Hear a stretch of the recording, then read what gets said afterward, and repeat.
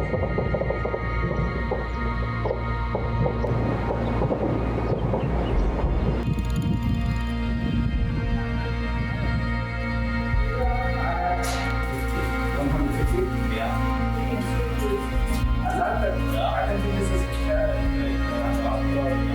here was too hard to look people around you injured and killed and lost some of part of their body. It's too hard to look at blood and flesh. They are my family and we suffer from water, food. There are no peace.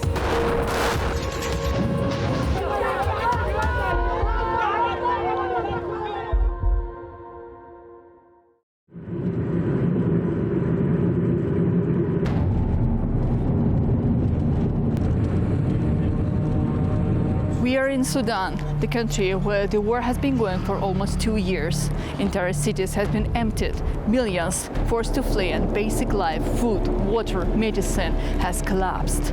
This is the world's worst humanitarian crisis today.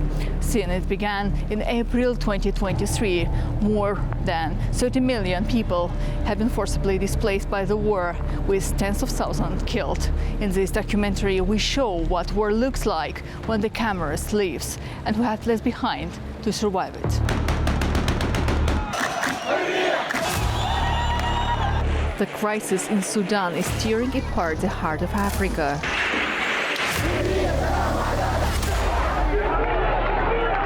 After the fall of the president Omar al-Bashir in 2019, power shifted to two leaders, General Abdel Fattah al-Burhan and Rapid Support Forces Commander Mohamed Hamdan Dagalo, known as Hamedi.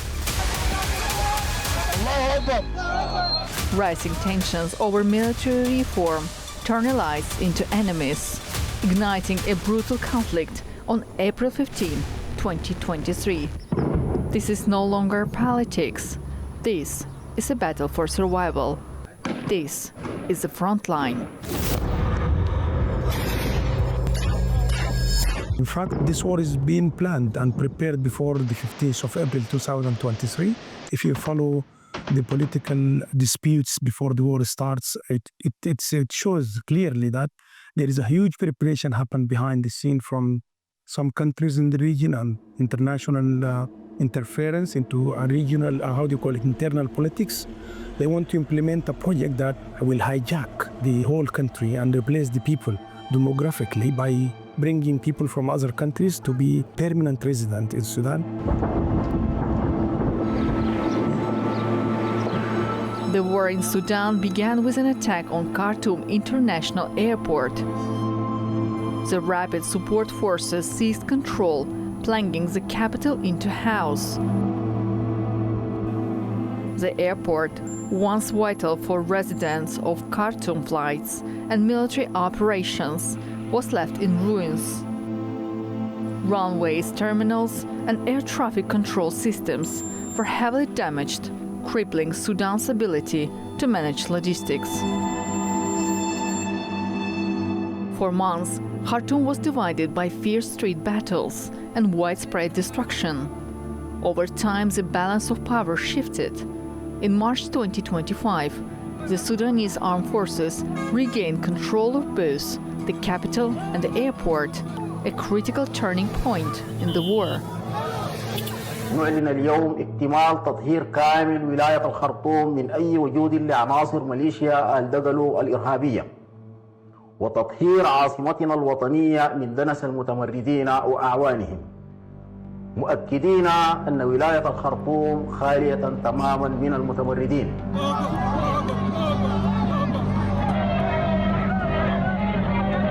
When we liberated the palace, we were very happy because it has a symbol for the Sudanese nation. In terms of war and the army, it will make the army more capable to reach any region and actually to run the country smoothly.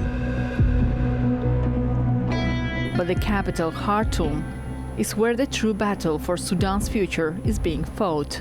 Once a vibrant hub of politics, commerce and culture, Khartoum stood proudly at the crossroads of Africa, where the white and blue Nile rivers converge. But the price of this battle has been devastating. It took us 15 hours to come from Port Sudan to Khartoum. No flights, no functional airport, just a long road. This city recently declared fully liberated after months of brutal war. To report from here, we have to secure special permissions. Military checkpoints are everywhere. The distractions are overwhelming. Entire neighborhood reduced to rubble. Survivals are returning, but to ruins, no homes. Due to security reasons, people prefer to come back to Omdurman first. Khartoum may be free, but the real battle to heal and to build is only just the beginning. In the heart of war-torn Khartoum, under the grip of the Rapid Support Forces control, we met those who choose to stay, bound by loyalty, duty, and love.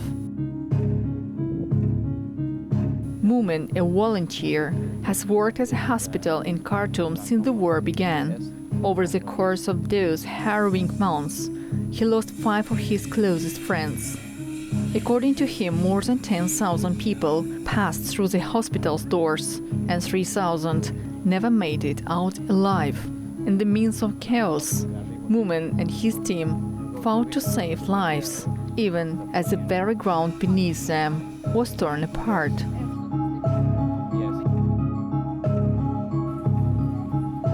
Those people are working with us, these girls and this man, all of us. Hello. How are you? Thank you. How are you? We are fine. Good to see you. You're doing a great job. Shabab, assalamu alaikum. There's one of us. He's killed not far away from the hospital. He was killed. Yes. When they are rocket, they are shelling outside of the hospital, maybe 20 meters from the hospital. They are guarding there. He's drink coffee. They are shelling happened. He was injured in his body in so dangerous place, and he died maybe after 10 minutes. His name is Salha Haider. He's the last one we lost him. Mumin and his team of volunteers, up to 40 people, worked tirelessly at the hospital, helping the injured and distributing medicine for free. They risk their lives every day, knowing that each moment could be their last. Many of them, including Mumin himself, have been injured. Now I can't use my right hand. Look at this, there is no muscle here. There is muscle here, but there is no muscle here. I can't work by just working by my left hand. And something happened here. Take some of part of my leg, like graft, from the both sides, here and here. Take some nerve. So put it here in my arm, yes. If I not take something from here to put it here, they will cut it. In the face of unimaginable danger, with the city torn apart and survival a daily struggle, many Sudanese were confronted with an impossible choice: align with the Rapid Support Forces or resist, even when it meant risking everything. عانينا معاناة اقتصادية، عدم أمان، عدم نوم، حتى احتياجاتنا الرئيسية الأساسية اللي بنحتاج مثلا الموية، الأكل، الشراب، كان في مشكلة، كان في يعني شبه جرائم يومية، انتهاكات، حاجات كثيرة حصلت لنا، لكن الحمد لله حسي بعد يعني الأوضاع اتغيرت. احنا حتى اضطرينا احنا مثلا سافرنا، لجأنا لحتات تانية، نزحنا لولايات مختلفة.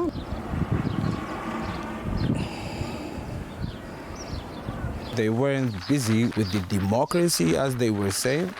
It was just a big robbery. It was armed robbery, nothing much or nothing more. Safety level was zero. The lack of everything, of course.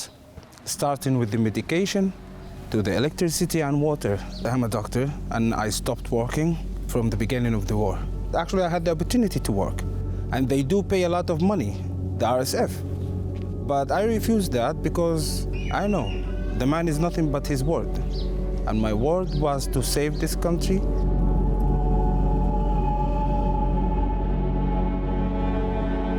Five days after the last shots echoed through the streets, our filming crew entered Salha in southern Omdurman.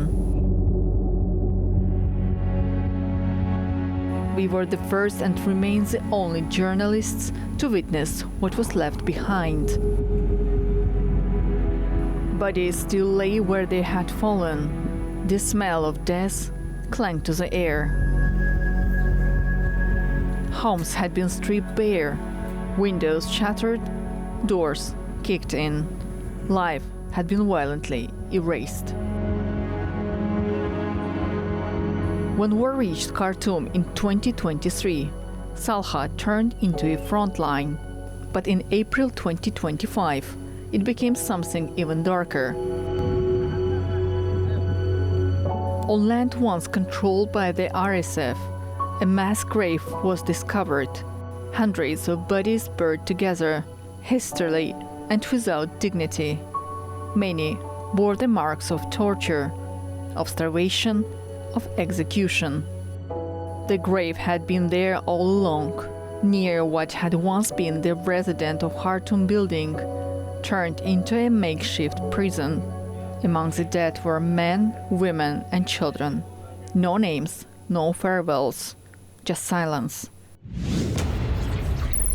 These acts represent grave violations of international humanitarian law, human dignity, and the most basic principles of faith and morality. The targeting of residents of Khartoums and the deliberate use of terror undermine every effort toward peace and reconciliation in Sudan. The rapid support forces continue to dominate Darfur and parts of the southern Sudanese border, holding both urban and rural regions. But how is this possible? How did a small rebel group grow into a powerful force controlling vast territories? We captured a lot of weapons from big countries like USA now. This headline coming up in this last 24 hours. There is a lot of involvement for the Americans' weapons in the hands of the RSF, which has helped them a lot to commit a lot of atrocities, big atrocities, genocide, displacing people. All this happened with Western countries' weapons, which is very dangerous. The new form of neocolonialism in the 21st century. Of course, yes, but as you can read the Sudanese history, we are not easy to surrender.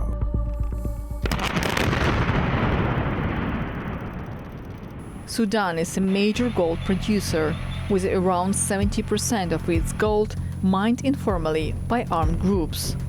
The rapid support forces controlling gold-rich areas profit from this illicit trade to fund their military and political ambitions.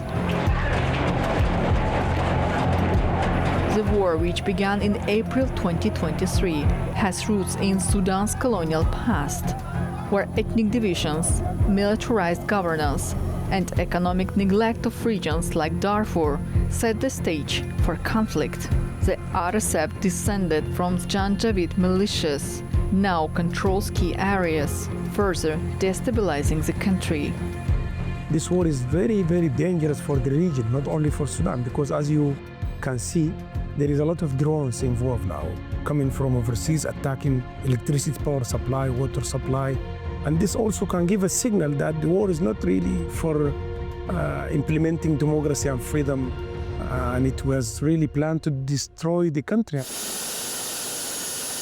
In a stark message to the nation, Sudan's Army Chief General Abdel Fattah al-Burhan condemned the malicious actions, accusing them of undermining the very foundations of the state.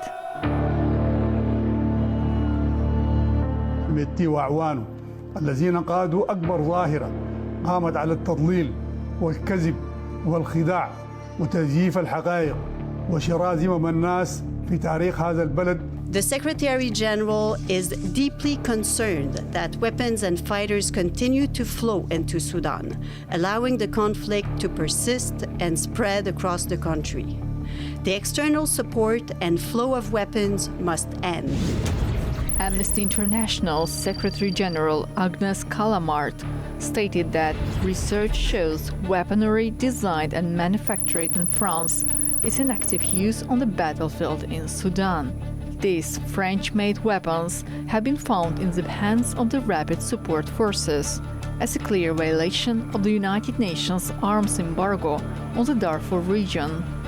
RSF was part of the government before the war started, and they have all the weapons needed for this war. We found weapons from all Western countries. Even UAE is a huge involvement in this war, but we address them and they're working with us very in a sufficient way to stop this the flow of the weapons to the RSF.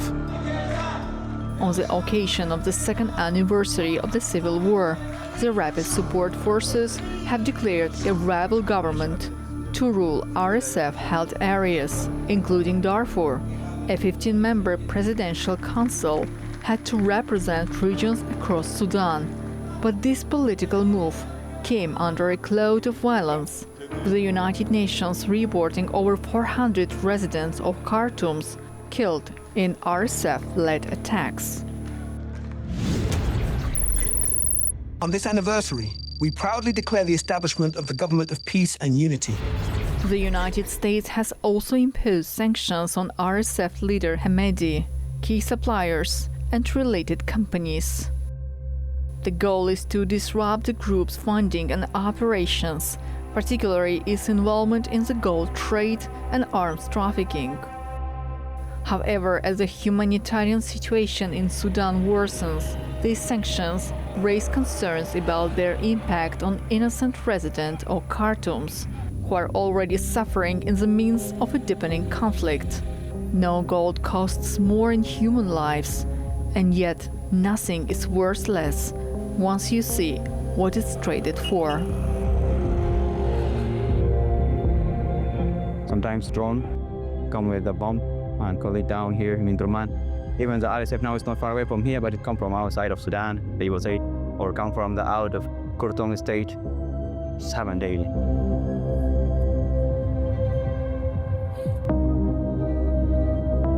Some people were shot for £1. The bullet cost more than what they have been shot because. So it wasn't safe for anyone to do that. They weren't interested to do such a thing. If you looked around, if you took the camera and looked around Khartoum, there was nothing here but destruction.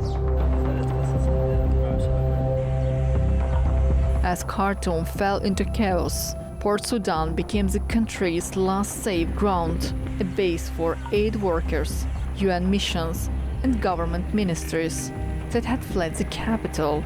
But this city is more than just a fallback. As Sudan's main port on the Red Sea, it is the country's economic lifeline, the gateway for trade, fuel, and food. Port Sudan, once considered a rare safe zone amid Sudan's brutal civil war, is now shaken by consecutive days of attacks carried out by the paramilitary Rapid Support Forces.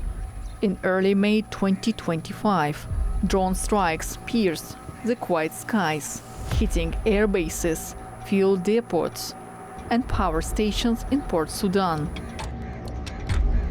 نقول لكل من اعتدى على الشعب السوداني ستحين ساعة القصاص، ستحين ساعة القصاص، ستحين ساعة القصاص، والله الشعب السوداني سينتصر.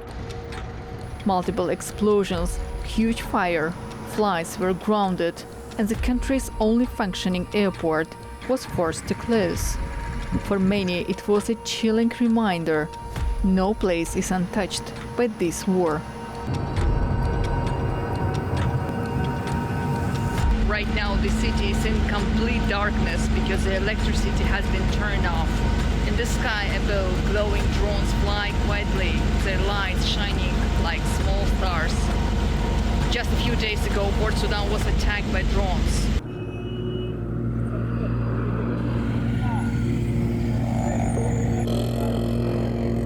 Just recently, Port Sudan was also attacked by drones. How is the situation now? How the city is secured? The city is very secure. They took us by surprise on the first day on 4th of May, but now we are very well prepared to deal with anti-drones capabilities. But Port Sudan is a safe city, as you can see now. As if the war hadn't caused enough pain, it brought something even worse. In the ruins of Khartoum, with buildings destroyed and lives torn apart, cholera came back.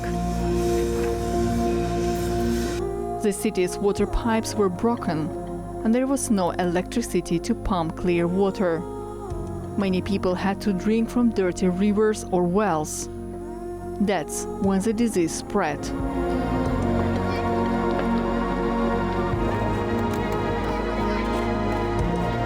Every day, over 1,000 people get sick. It wasn't just a fight over power anymore.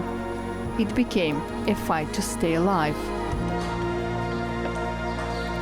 Cholera outbreak in Khartoum state is worsening at an alarming rate, we're told. Our humanitarian partners in the state report an 80% increase in suspected cases over the past 2 weeks, bringing the total number of cases to more than 8,500.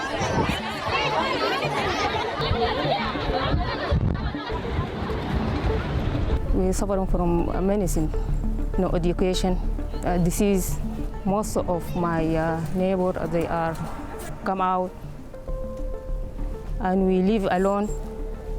أنا شخصياً عن التجربة الشخصية إنه السنتين دي يعني غيرت في حاجاتنا كتير، غيرت في سلوكنا، غيرت في مفاهيمنا، حاجات كتيرة كنا بنفتكر إنها هي كانت حاجات أساسية اتغيرت، اكتشفنا حقائق، كان في حاجات إحنا بنفتكرها مهمة، في خلال السنتين دي اكتشفنا إنه الحاجات دي كانت كماليات ما أساسيات بالنسبة لنا. Hospitals already overwhelmed or shuttered after years of conflict couldn't meet the urgent medical needs. People can drink water without boiling it. Just drink it. Drink it as there are some biotics in it. There are a lot of bad things, in the water. It's not clean, it's not clear, it's not pure. Also the chlor, there is no chlor to put in the water. So that disease happened. A lot of people dead here. Since the war out in Sudan in April 2023, UN agencies had been delivering life-saving aid despite severe challenges.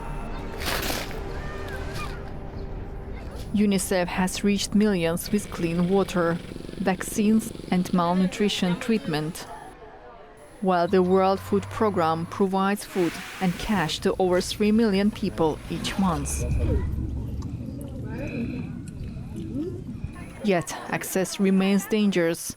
Aid convoys have come under attack and funding is crucial low.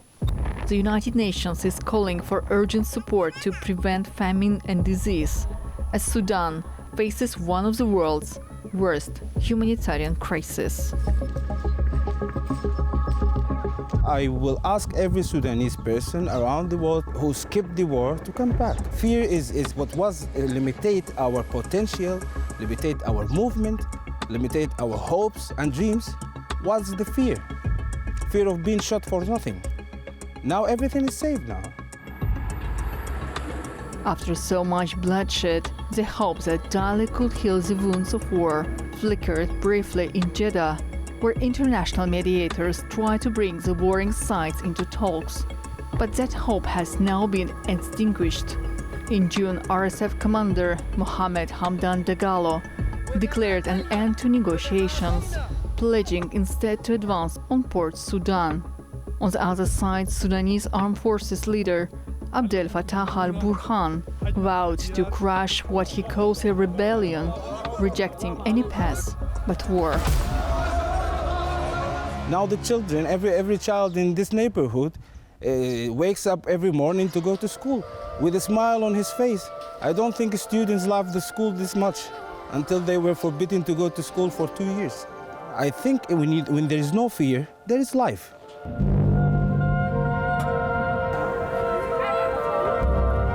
We need to rebuild our country, to destroy it, all of it. Omdurman, Khartoum, there are a lot of people there. We need people to help us to come back again our country. الحاجة اللي حصلت دي تبقى تجربة وتبقى لنا عتب إنه نمشي لقدام، نصلح الحياة السيئة اللي كانت ونمشي لقدام عشان شنو؟ Sudan has lived through months of fear, loss and silence. We walk through towns where nothing stands, but people still do. We met families who lost everything except their courage. This war has left deep scars, but also stories the world needs to hear. And there is a thing we should remember. Even in the darkest places, humanity fights to be seen. And this is what it means to be on the front line. الحمد لله يعني احنا لنا 3 يوم هسه من رجعنا لنا 3 شهور ما فيشين برا الخرطوم رجعنا احنا عن تجربتنا الشخصيه يعني انا ال3 يوم دي نومتها بنوم الساعه 9 احنا كنا ما بننوم نهائي يعني بنكون مسهرين الليل كله النهار كله احنا بنكون يعني كالساق يعني